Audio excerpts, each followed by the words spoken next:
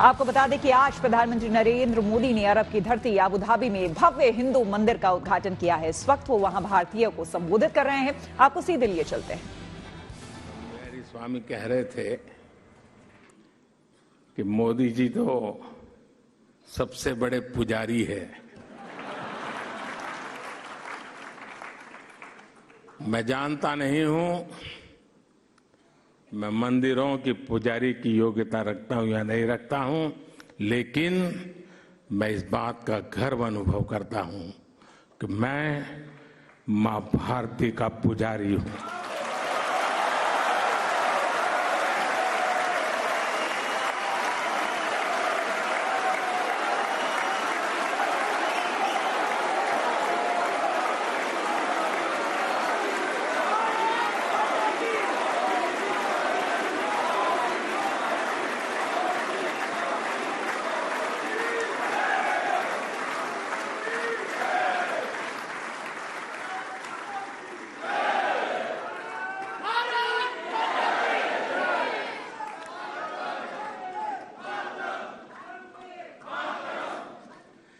परमात्मा ने मुझे जितना समय दिया है उसकी हर पल,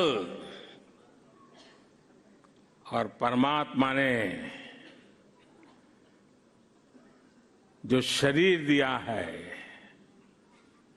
उसका कण कण सिर्फ और सिर्फ मां भारती के लिए है।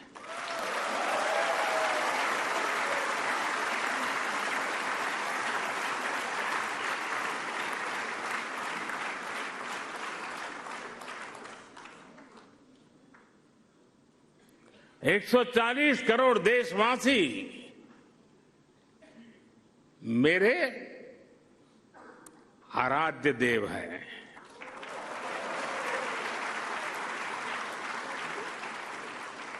साथियों, अयोध्या के हमारे उस परम आनंद को आज अबू धाबी में मिली खुशी की लहर ने और बढ़ा दिया है।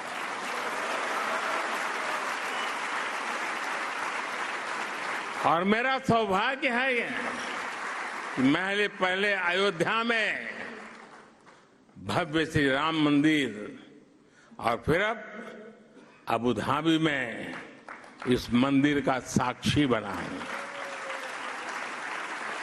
साथियों, हमारे वेदों ने कहा है, एकम सत्य विप्रा बहुधा वदंती, एकम सत विप्रा बहुधा वदंती, अर्थात एक ही ईश्वर को, एक ही सत्य को विद्वान लोग अलग अलग तरह से बताते हैं। ये दर्शन भारत की मूल चेतना का हिस्सा है। इसलिए हम स्वभाव से ही न केवल सबको स्वीकार करते हैं बल्कि सबका स्वागत भी करते हैं। हमें विविधता में बैर नहीं दिखता, हमें विविधता ही विशेषता लगती है। आज वैश्विक संघर्षों और चुनौतियों के सामने ये विचार हमें एक विश्वास देता है, मानवता में हमारे विश्वास को मजबूत करता है। इस मंदिर में आपको पग पग पर विविधता में विश्वास की ये झलक दिखेगी। मंदिर की दीवारों पर हिंदू धर्म के साथ साथ इजिप्ट की हायरोग्लिफ और बाइबल की, कुरान की कहानियां भी उकेरी गई है।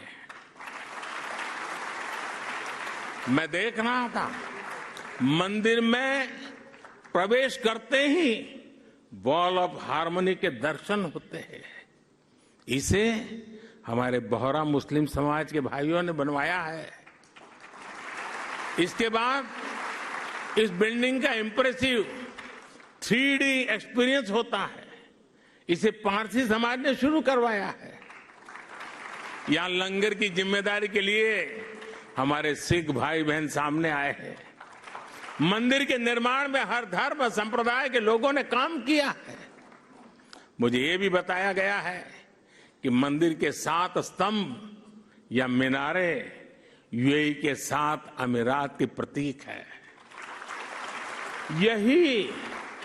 यही भारत के लोगों का स्वभाव भी है। हम जहां जाते हैं वहां की संस्कृति को, वहां के मूल्यों को सम्मान भी देते हैं और उन्हें आत्मसात भी करते हैं। और ये देखना कितना सुखद है कि सबके सम्मान का यही भाव हिज हाइनेस शेख मोहम्मद के जीवन में भी साफ दिखता है। मेरे ब्रदर, मेरे मित्र, शेख मोहम्मद बिन जायद का भी विजन है, वी आर ऑल ब्रदर्स। उन्होंने अबू धाबी में हाउस ऑफ अब्राहम फैमिली बनाया। इस एक कॉम्प्लेक्स में मस्जिद भी है, चर्च भी है और सिनगॉग भी है। और अब अबू धाबी में भगवान स्वामीनारायण का ये मंदिर विविधता में एकता के उस विचार को नया विस्तार दे रहा है। साथियों, आज इस भव्य और पवित्र जगह से मैं एक और खुशखबरी देना चाहता हूं। आज सुबह यूएई के उपराष्ट्रपति हिज हाइनेस शेख मोहम्मद बिन राशिद ने दुबई में भारतीय श्रमिकों के लिए एक अस्पताल बनाने के लिए जमीन देने की घोषणा की है।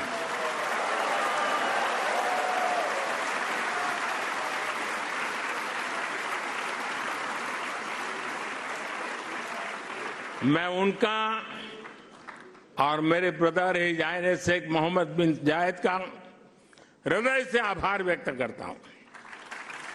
साथियों, हमारे वेद हमें सिखाते हैं कि समानो मंत्र समिति समानी समानम मनः सह चित्रम ऐशाम। अर्थात हमारे विचार एकजुट हो, हमारे मन एक दूसरे से जुड़े, हमारे संकल्प एकजुट हो।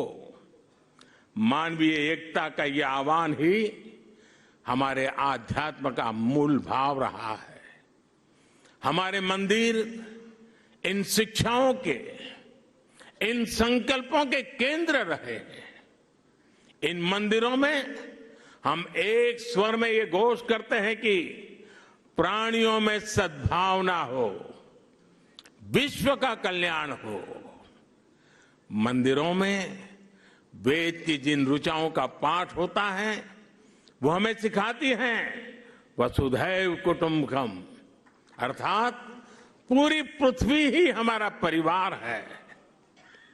इस विचार को लेकर आज भारत विश्व शांति के अपने मिशन के लिए प्रयास कर रहा है। भारत की प्रेसिडेंसी में इस बार G20 देशों ने one earth, one family, one future के संकल्प को और मजबूत बनाया है, आगे बढ़ाया है। हमारे ये प्रयास वन सन, वन वर्ल्ड, वन ग्रिड जैसे अभियानों को दिशा दे रहे हैं। सर्वे भवन्तु सुखिनः, सर्वे सन्तु निरामया का भाव लेकर Bharat one earth, one health इस मिशन के लिए भी काम कर रहा है। हमारी संस्कृति, हमारी आस्था हमें विश्व कल्याण के इन संकल्पों का हौसला देती है। भारत इस दिशा में सबका साथ, सबका विकास, सबका विश्वास और सबका प्रयास के मंत्र पर काम कर रहा है। मुझे विश्वास है कि अबू धाबी के मंदिर की मानवीय प्रेरणा हमारे इन संकल्पों को ऊर्जा देगी, उन्हें साकार करेगी। इसी के साथ आप सभी का बहुत बहुत धन्यवाद करता हूं। मैं इस भव्य दिव्य विशाल मंदिर को पूरी मानवता को समर्पित करता हूं। पूज्य महंत स्वामी के श्री चरणों में प्रणाम करता हूं। पूज्य प्रमुख स्वामी का पुण्य स्मरण करते हुए मैं श्रद्धापूर्वक नमन करता हूं और सभी हर भक्तों को जय श्री स्वामीनारायण।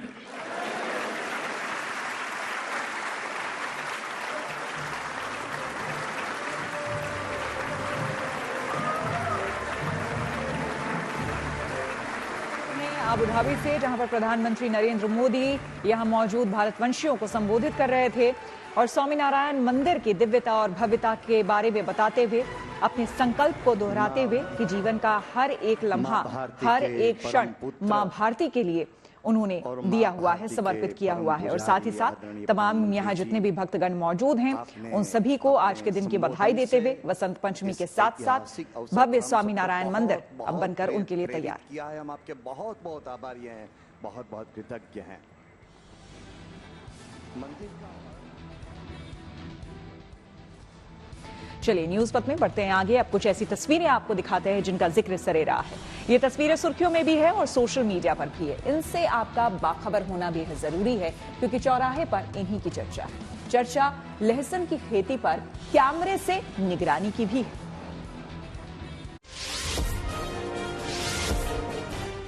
यूपी के कानपुर में युवा एएसपी अंजलि विश्वकर्मा की चर्चा है। दरअसल कानपुर के जाजमऊ इलाके में आधी रात को एक कपड़ा गोदाम में आग लगने की सूचना मिलती ही एएसपी सादा कपड़ों में ही तुरंत मौके पर पहुंच गई। खास बात यह रही कि ड्राइवर न होने पर एएसपी अंजलि शर्मा सिविल ने खुद गाड़ी चलाई और मौके पर पहुंचकर स्थिति का जायजा लिया। मैसेज यही है इस आग से कि जितने भी कबाड़ी वालों के दुकान हैं, अगर वो घरों से जुड़े हुए हैं तो एक बाउंड्री बना के रखें जिसमें सैंड डाल दे ताकि फायर फैले ना, और सैंड के बकेट्स भी रखें जिससे एकदम मौके पे आप आग बुझाने का काम कर सकते हैं।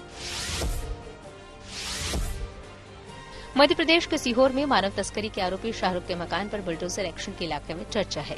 पुलिस प्रशासन की मौजूदगी में बुलडोजर चलाकर शाहरुख के अवैध निर्माण को जमींदोज कर दिया गया है। आरोप है कि शाहरुख उस ह्यूमन ट्रैफिकिंग गैंग में शामिल है जिसके 9 सदस्यों को एक नाबालिग के अपहरण के आरोप में पुलिस ने पकड़ा था। नहीं, वो आरोपी है, उसके द्वारा जो घटना कारित की गई है उसके लिए तो उसको सजा प्रत्यक्ष जो है न्यायालय देगा। हम लोगों ने तो, क्योंकि हमारी रूटीन की कार्रवाई होती है कि कोई अतिक्रमक होता है तो हम लोग उसका अतिक्रमण हटाने की कार्रवाई करते हैं, तो उसी रूटीन में ये कार्रवाई की। मध्य प्रदेश के छिंदवाड़ा में खेतों में कैमरे लगाकर निगरानी चर्चा का विषय बन गई है। दरअसल छिंदवाड़ा में लहसुन की पैदावार करने वाले किसान इस बात से खुश हैं, क्योंकि किसानों का लहसुन खेतों से ही 300 रुपए किलो के हिसाब से थोक व्यापारी खरीद रहे हैं और यही लहसुन बाजार में 400 रुपए किलो तक बिक रहा है। ऐसे में लहसुन की फसल की देखरेख के लिए किसानों ने खेतों में सीसीटीवी कैमरे लगा दिए हैं ताकि लहसुन की चोरी को रोका जा सके। देखो, सीसीटीवी ऐसा है कि जो लेबर काम कर रहे हैं वो भी अपने को दिख जाते हैं कि कोई काम कर रहा है नहीं कर रहा है, क्योंकि 100-150 मजदूर आपको चलाना है। कुछ भी लोग ऐसे जो दारू पीने वाले लोग, उचक्के लोग, ये लोग सब चोरी पे ज्यादा ध्यान देते, तो उसका थोड़ा सा डर रहता है अभी। उत्तर प्रदेश के बिजनौर में हेलीकॉप्टर जैसे दिखने वाली एक कार इलाके में आकर्षण का केंद्र बनी हुई है। वैगनआर कार को इस तरह से डिजाइन किया गया है कि इससे पैसे भी कमाए जा सके। दरअसल इस कार को शादी में दुल्हन को लाने के लिए भी डिजाइन किया गया है। हेलीकॉप्टर जैसे दिखने वाली इस कार को देखने के लिए भीड़ जमा हो जाती है। यह अजब कारनामा जसवंत सिंह नाम के युवक ने एक मैकेनिक की मदद से किया है। मेरा एक सपना था कि मैं भी हेलीकॉप्टर में बैठूं, लेकिन आर्थिक स्थिति ऐसी नहीं थी कि शायद हम हेलीकॉप्टर में बैठ सकें। इसलिए मेरे मन में आया कि क्यों ना मैं अपनी वैगनआर को हेलीकॉप्टर बना दूं। जिंदगी का सफर सुहाना हो, इसके लिए सावधान रहना जरूरी है। रोजमर्रा के आपाधापी में कुछ देर बैठकर सोचना समझना भी जरूरी है कि आपके आसपास क्या हो रहा है और जो कुछ हो रहा है उससे हमारी जिंदगी, हमारा परिवार कैसे प्रभावित हो सकता है। इसलिए हॉर्न बजाकर बाखबर करने वाली खबर जरूरी होती है। और आज की ये खबर प्यार से जुड़ी हुई है, सेहत पर उसके असर से जुड़ी है। मोहब्बत की अहमियत तो सभी जानते हैं, लेकिन क्या आप इस बात से वाकिफ हैं कि प्यार सेहत के मामले में बेहद असरदार है। ये बात दुरुस्त है कि प्यार के नाम से दिल धड़कता है, लेकिन सिर्फ दिल नहीं धड़कता। प्यार की वजह से हमारे शरीर में कई ऐसे हार्मोन रिलीज होते हैं जो कि सेहतमंद बनाते हैं। एक रिसर्च में ये बात सामने आई है कि प्यार न सिर्फ खुशियां देता है बल्कि सुपर पावर का एहसास भी कराता है। तो चलिए प्यार की ताकत को समझते हैं, प्यार के लिए हॉर्न बजाते हैं।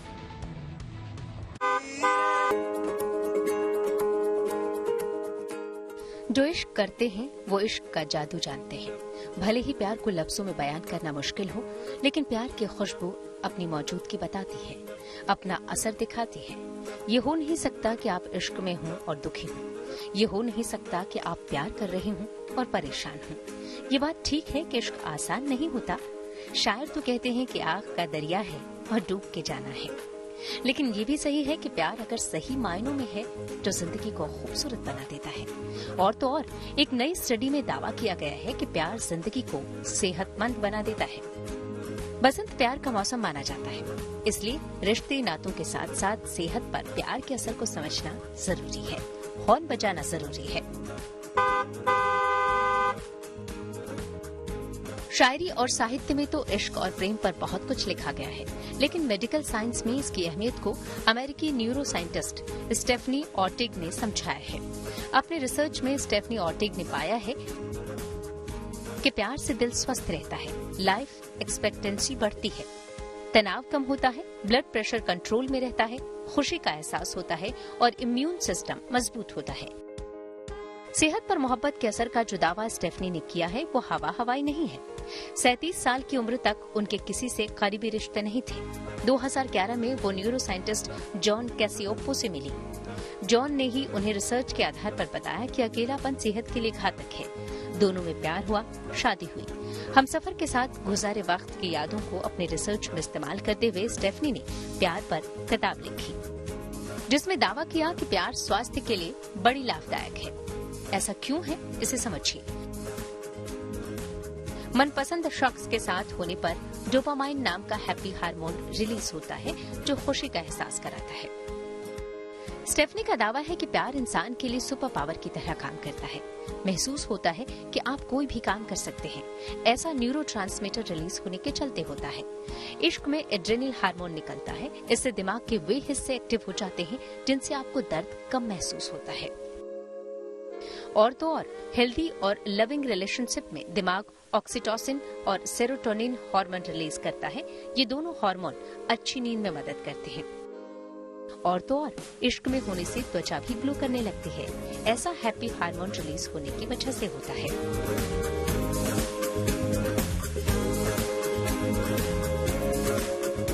यानी इश्क के फायदे ही फायदे हैं। दिल में प्यार हो तो दिमाग ऐसे हार्मोन रिलीज करता है जो सब चंगा कर देते हैं। नींद भी अच्छी आती है, दिल को चैन भी बहुत रहता है। खुशी इतनी होती है कि तनाव नहीं होता, जख्म जल्दी भर जाते हैं, बीमारी जल्दी ठीक हो जाती है। प्यार में दिल, दिमाग और बॉडी ऑर्गन्स हेल्दी रहते हैं, इसलिए उम्र भी लंबी हो जाती है। अब शायरी में इश्क भले ही लाइलाज रोग हो, लेकिन मेडिकल साइंस में ये 100 रोगों की एक असरदार दवा है। स्टेफनी के हिस्से में प्यार के साल कम आए। शादी के 7 साल बाद पति कैसियोप्पो की मौत हो गई, लेकिन इतने कम वक्त में ही प्यार ने उनका दामन खुशियों से भर दिया। प्यार के अनुभव और रिसर्च से लिखी उनकी किताब जिंदगी को समझने और बेहतर बनाने के लिए जरूरी है। आप भी जिंदगी में प्यार की तलाश करें और अगर पार्टनर है तो उसे अपने प्यार का एहसास कराएं। पार्टनर के साथ क्वालिटी टाइम स्पेंड करें, बिना मांगे करें, उसकी मदद करें, गिफ्ट देकर सरप्राइज करें। ये न समझें कि प्यार सिर्फ एहसास है जिसे रूह से महसूस करना है, बल्कि हाथ से छूकर भी अपने मौजूद होने का मैसेज देना है। प्यार करें तो प्यार से पेश भी आए। खुद प्यार की अहमियत समझें, दूसरों को समझाने के लिए हॉर्न बजाएं। Bureau report, good news today. कई सर्वे में ये बात सामने आई है कि जो लोग प्यार से दूर हैं, जो अकेले हैं, वो डिप्रेशन के शिकार ज्यादा होते हैं। इसके उलट जो इश्क में है, हेल्दी रिलेशनशिप में है, उनमें खुशी का एहसास ज्यादा होता है। ऐसा क्यों होता है, बता रही हैं डॉक्टर भावना बर्मी। प्यार मानसिक तनाव को कम करने में मदद करता है। क्योंकि ये एक संबंध में स्नेह और समझ का भाव बढ़ाता है। जब आप प्यार में होते हैं तो आपको एक दूसरे पर भरोसा होता है और आप अपने दुख और खुशियां एक दूसरे के साथ बांट सकते हैं, जो आपको तनाव से निकालने में मदद करती हैं। साथ ही प्यार के दौरान उत्पन्न होने वाले टॉक्सिक ऑक्सीटॉक्सिन और डोपामाइन जैसे हार्मोन्स, जो एक प्लेजर या गुड हार्मोन्स माने जाते हैं, वो भी तनाव को कम करने में मदद करते हैं और आपको सुकून और संतुष्टि प्रदान करते हैं। प्यार। न्यूज पथ के सफर में अब सोशल अड्डा का रुख करते हैं, जहां आज बात प्यार मोहब्बत की होगी। लोगों की जिंदगी में प्यार की अहमियत और असर को लेकर हमने दिल्ली में कुछ युवा लोगों से बात की और उनकी राय जानी। अच्छा जीवन साथी, अच्छा परिवार या कहते हैं प्यार, अगर सब आपके पास मौजूद हो तो आपकी जिंदगी में स्ट्रेस नहीं रहता। बट मेरे अकॉर्डिंग एक अच्छा दोस्त होना ये सबसे बड़ी बात है। एक लाइफ पार्टनर, मम्मी पापा, इन सबको एक साइड में रखो। एक अच्छा बेस्ट फ्रेंड जो हमारे हर मुसीबत में हमारे साथ रहता है, उसको एक साइड में रखो तो वो तराजू इक्वल ही रहती है। तो मेरे according life partner is best, mother parents is best, but best friend is too much best. Physical stress नहीं होता और फिर इमोशनली सपोर्ट रहता है, तो इससे जो हेल्थ होती है वो अच्छी होती है। और फिर आज के टाइम पे तो कितना ज़्यादा स्ट्रेस है, तो फिर इस हिसाब से सपोर्ट हो फैमिली, फ्रेंड्स और जो भी लव्ड वंस, तो फिर लाइफ आसान हो जाती है और लोग होते हैं आपको सपोर्ट करने के लिए। हाँ, ये सच बात है कि जो हमसे लव करता है वो उसके साथ रहने से, उससे बातें करने से हमारा तनाव जो होता है वो कम हो जाता है। बट अगर वो पार्टनर रियल है, देन कुछ होते हैं कि जो रियल नहीं होते तो उनके साथ और तनाव बढ़ जाता है। तो इसलिए अच्छा ये है कि अगर हमें अच्छा रियल पार्टनर मिलता है तो ही हम उससे स्ट्रेस नहीं होता है। बिल्कुल, आप इनकी बात से कितना कोरिलेट करते हैं? नहीं, मैं इनकी बात से पूरा सहमत है, बट मुझे ऐसा लगता है कि actually it's not about partner, it's about someone जिसके साथ हम अपनी फीलिंग्स शेयर कर सके। अगर हमारे पास कुछ अच्छी न्यूज़ है या कुछ बुरी न्यूज़ है, अगर हम किसी से शेयर कर देते हैं ना, तो हमारा दिल एक्चुअली हल्का फील करता है। प्यार तो हर किसी की लाइफ में इम्पोर्टेंट है, बिकॉज उससे हमें सपोर्ट मिलता है, इसलिए प्यार तो बहुत ज़रूरी है, चाहे वो पेरेंट्स का हो या किसी लवर का हो, बेस्ट फ्रेंड का हो, एनी काइंड ऑफ लव। प्यार का तो नहीं कह सकता, बट हाँ, इस चीज़ में सबसे बढ़िया होता है अगर आपका दोस्त आपके साथ खड़ा है, आप हर सिचुएशन, हर चीज़, हर मुसीबत को टैकल कर सकते हो। सबसे बढ़िया पार्टनर आज की डेट में है जो दोस्त मिल सकता है आपको। ना इवन फैमिली उतना सपोर्ट करेगी, ना प्यार सपोर्ट करेगा, but friendship is the best. Sonia Gandhi ने अब संसद के ऊपरी सदन यानी कि राज्यसभा का सदस्य बनने के लिए नामांकन दाखिल किया है। आइए सीधे आपको लिए चलते हैं न्यूज एक्सप्रेसवे पर, जहां देश भर से जुड़ी कुछ और जरूरी खबरें कर रही हैं आपका इंतजार। कांग्रेस की वरिष्ठ नेता सोनिया गांधी ने बुधवार को जयपुर में राजस्थान से राज्यसभा चुनाव के लिए अपना नामांकन दाखिल कर दिया। पूर्व प्रधानमंत्री इंदिरा गांधी के बाद सोनिया गांधी नेहरू गांधी परिवार की दूसरी सदस्य हैं जो राज्यसभा में प्रवेश करेंगी। सोनिया गांधी ने पहला लोकसभा चुनाव 1999 में यूपी के अमेठी से और कर्नाटक के बल्लारी से लड़ा था। इसके बाद उन्होंने बल्लारी सीट छोड़कर अमेठी में रहने का फैसला किया। 2004 में सोनिया गांधी ने अमेठी सीट राहुल गांधी के लिए छोड़ दी। तब से वे रायबरेली से लोकसभा सांसद चुनी जाती रहीं। मध्य प्रदेश बीजेपी ने 27 फरवरी को होने वाले राज्यसभा चुनाव के लिए 4 नामों की घोषणा की है। इनमें एक नाम नर्मदापुरम की रहने वाली भाजपा महिला मोर्चा की प्रदेश अध्यक्ष माया नारोलिया का भी है। साथ ही प्रदेश के डॉक्टर एल मुरुगन, उमेश नाथ महाराज, बंशीलाल गुर्जर को भी नॉमिनेट किया गया है। माया नारोलिया नर्मदापुरम नगर पालिका अध्यक्ष रही हैं और उसी के बाद से प्रदेश की राजनीति में आगे आई। बुधवार को राज्यसभा उम्मीदवारों की सूची में अपना नाम देखने पर उन्होंने खुशी जताई और पार्टी के प्रति आभार भी जताया। रोटी बेल रही थी, इतने में बेटा दौड़ता हुआ आया, उसने कहीं देखा कोई लिस्ट में नाम है, बोले मध्य प्रदेश से आपका नाम है राज्यसभा के लिए। ब्रिजभूमि मथुरा में 40 दिनों तक मनाई जाने वाली होली पर्व की शुरुआत हो गई है। धार्मिक मान्यताओं के अनुसार ब्रिज में बसंत पंचमी से होली मनाने की शुरुआत हो जाती है और इस दिन यहाँ के सभी प्रमुख मंदिरों में जमकर गुलाल उड़ाया जाता है। वृंदावन के विश्व प्रसिद्ध बांके बिहारी मंदिर में भी बसंत पंचमी के मौके पर श्रद्धालुओं ने जमकर गुलाल उड़ाया। परंपरा के अनुसार मंदिर में श्रृंगार आरती के बाद सबसे पहले मंदिर के सेवायत पुजारी बांके बिहारी को गुलाल का टीका लगाकर होली मनाने की विधिवत शुरुआत करते हैं और फिर जमकर बसंती गुलाल उड़ाया जाता है। बसंत पंचमी में होली की शुरुआत होती है। हम लोग बहुत खुश, बहुत भाग्यशाली है कि हम लोग बिहारी जी की बसंत पंचमी में शामिल होने का मौका मिला। झारखंड के देवघर में बसंत पंचमी के मौके पर बड़ी संख्या में श्रद्धालुओं ने द्वादश ज्योतिर्लिंग बाबा वैद्यनाथ धाम के दर्शन किए। देवघर के बाबा वैद्यनाथ धाम की विशेष परंपरा है कि यहाँ शिवरात्रि के मौके पर बाबा की शादी होती है, लेकिन उससे पहले मिथिला से आए श्रद्धालु बाबा वैद्यनाथ पर बसंत पंचमी पर तिलक चढ़ाते हैं और विवाह का निमंत्रण देकर जाते हैं। इसी वजह से बसंत पंचमी के मौके पर लाखों की संख्या में श्रद्धालु बाबा वैद्यनाथ धाम में पूजा अर्चना करने पहुंचे और हर तरफ बाबा वैद्यनाथ धाम के जयकारे गूंज उठे। खबरों के एक्सप्रेसवे से आगे रुक करते हैं सियासी ढाबे का, जहां आज की बड़ी सियासी खबर मौजूद है।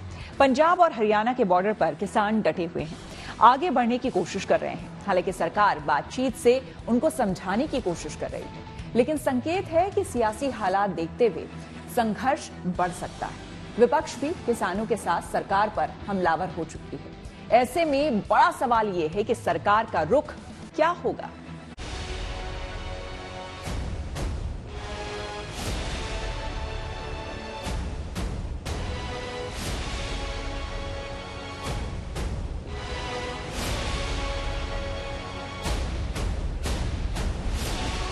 एक तरफ किसान है, दूसरी ओर फोर्स। हालात जैसे जंग का मैदान। किसान दिल्ली आने की जिद पर अड़े हैं, सरकार समझ नहीं पा रही कि क्या समाधान।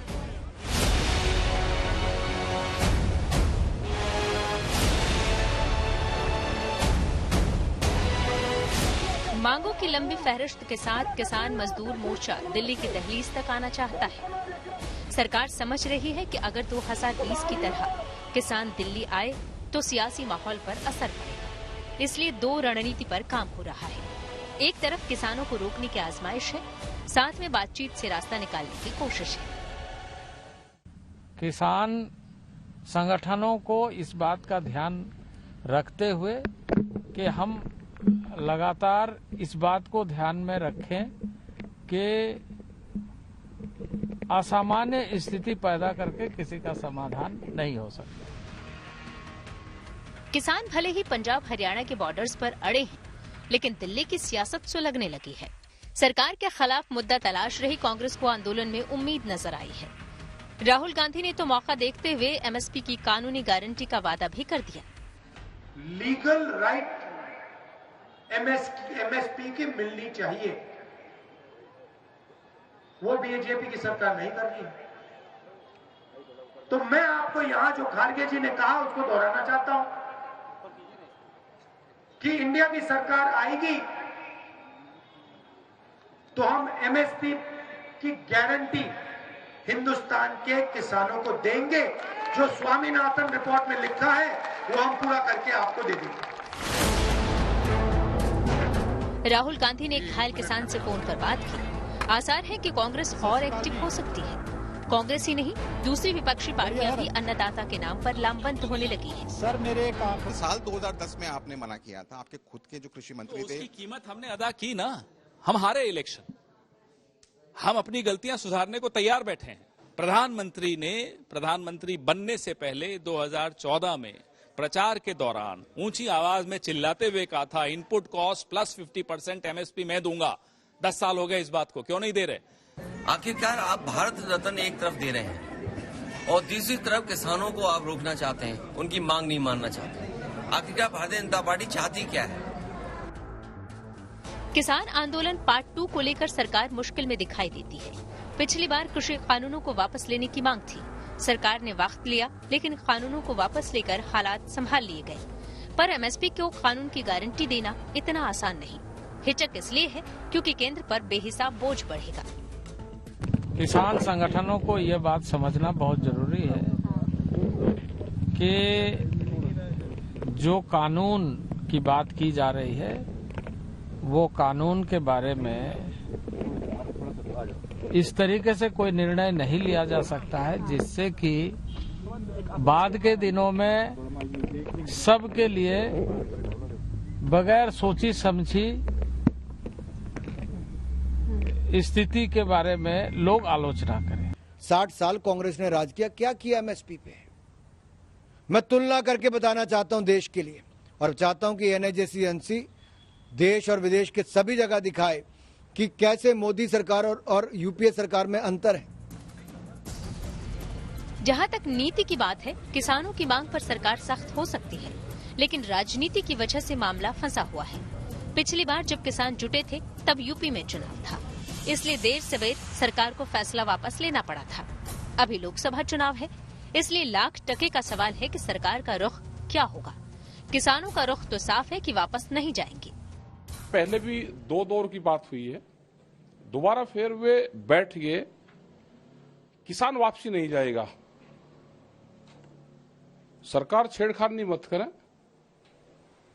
उनके साथ में वो बैठ गया, या तो वो आगे जाएगा दिल्ली की तरफ, वो पंजाब नहीं जाएगा, बगैर बातचीत के समाधान के वो वापसी जाएगा ही नहीं। किसान पूरी तैयारी के साथ हैं। आंसू गैस के गोले और रबड़ की गोलियों से पुलिस कब तक उनको रोक पाएगी, कहना मुश्किल है। कहा जा रहा है कि जल्दी ही दूसरे किसान संगठन भी आंदोलन से जुड़ सकते हैं। टोल प्लाजा खोलने से लेकर रेल रोकने तक की बात की जा सकती है। तय है कि आंदोलन तेज होगा। इधर किसानों को लेकर पंजाब और हरियाणा सरकार में भी तनातनी बढ़ गई है। पंजाब की आप सरकार बॉर्डर के हालात पर सवाल पूछ रही है।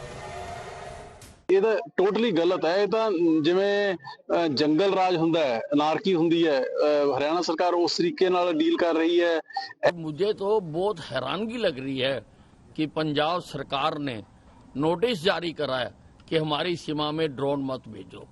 ये हिंदुस्तान पाकिस्तान हो गया। अगर हमारी पुलिस को मार के कोई पंजाब में भाग जाएगा तो क्या हम उसके पीछे जा नहीं सकते?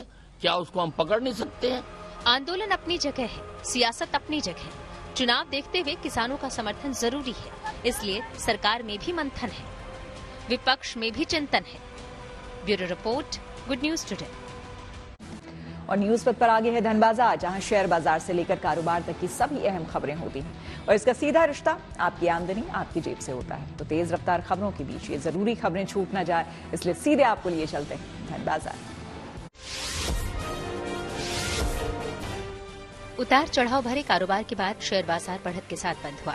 सेंसेक्स 268 अंक चढ़कर 71,823 पर पहुंचा। वहीं निफ्टी भी 97 अंकों पर चढ़ा, 21,840 पर बंद हुआ।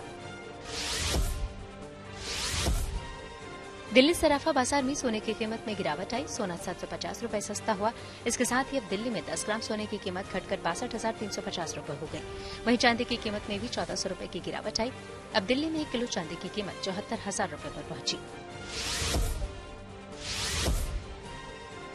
कारोबारी गौतम अदाणी की company Adani green energy limited ने गुजरात के खाबड़ा इलाके में दुनिया का सबसे बड़ा सोलर प्लांट शुरू किया है।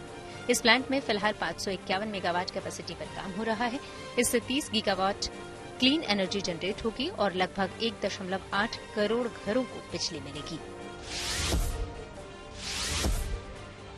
दोपहिया वाहन बनाने वाली स्वदेशी कंपनी हीरो मोटोकॉर्प ने अपनी सबसे पावरफुल बाइक हीरो मैवरिक 440 को लॉन्च कर दिया है। कंपनी ने बाइक को 3 वेरिएंट और 35 कनेक्टिविटी फीचर्स के साथ बाजार में उतारा है। इसकी शुरुआती कीमत करीब 2 लाख रुपए है। इसकी बुकिंग शुरू हो गई है। फायदे की बात यह है कि अगर आप 15 मार्च से पहले इसकी बुकिंग करते हैं तो कंपनी के एक ऑफर के तहत आपको 10,000 रुपए तक की एक्सेसरीज और मर्चेंडाइज की एक मैवरिक किट भी मिलेगी। इस बाइक की डिलीवरी अप्रैल से शुरू हो जाएगी। इसी के साथ न्यूज पथ में मेरे यानी कि श्वेता झा के साथ फिलहाल इतना ही। देश दुनिया की तमाम पॉजिटिव खबरों के लिए आप देखते रहिए गुड न्यूज टुडे।